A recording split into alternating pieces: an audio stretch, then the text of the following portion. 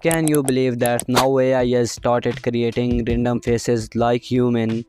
The images of a person who does not exist in the world, like I am create these type of images. In today's video, I will teach you how to create human images with such free AI tools. These images of people who don't exist. So friends, they are in this website.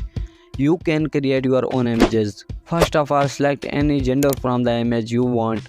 Then select the age as per your choice. Then select the region from here where you want a picture like the people. Here you will find many regions. After selecting, click on refresh image. In 3 seconds this image will be ready. If you don't like it, then click on refresh image again. It will create another similar image. So friends, this website is also paid plan, but I am going to tell you the free method.